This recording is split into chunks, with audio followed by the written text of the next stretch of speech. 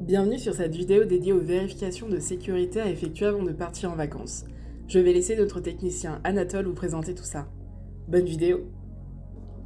Première étape, le niveau d'huile.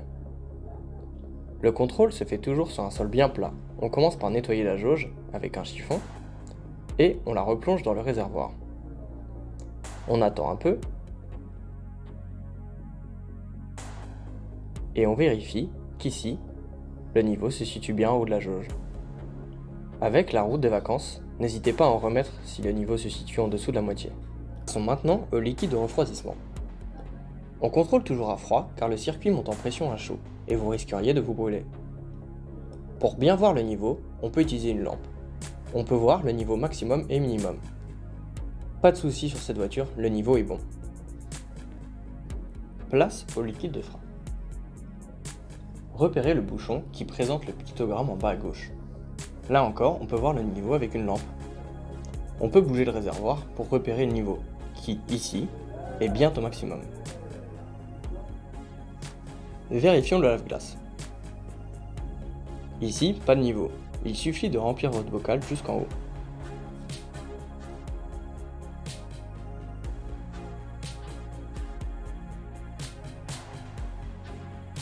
Maintenant, les pneumatiques. On commence par vérifier que le pneu n'est pas craquelé si vous ne roulez pas souvent. On vérifie ensuite l'usure en repérant le témoin d'usure entre les rainures. À l'avant, on voit qu'il y a encore beaucoup de gomme au-dessus du témoin. Le pneu est bon. À l'arrière, en revanche, la gomme a rejoint le témoin. Il est temps de remplacer les pneus. On va ensuite vérifier la pression des pneus. Les indications se trouvent généralement sur une étiquette, dans le passage de porte ou dans la trappe à carburant. Regardez bien la ligne qui correspond à la dimension de vos pneus. Pour prévoir le départ en vacances avec des valises, regardez les indications pour un véhicule chargé.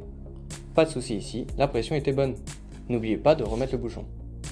Pour bien voir et être surtout bien vu, vérifions l'éclairage. Les feux de croisement, les feux de route, les clignotants.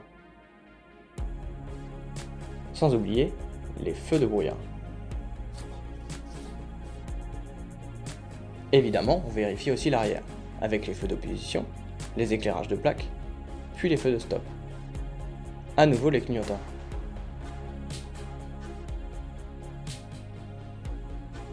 Le feu de brouillard arrière.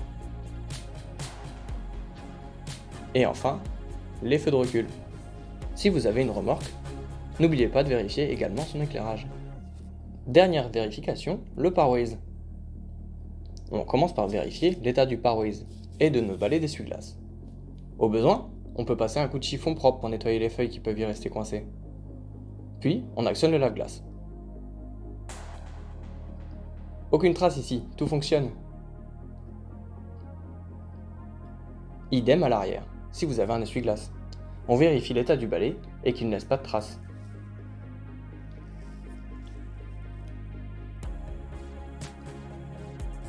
Pas de souci non plus, le pare-brise est nickel.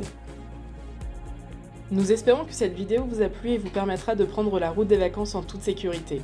N'hésitez pas à nous contacter ou à nous rendre visite si vous avez la moindre question. Bonne route!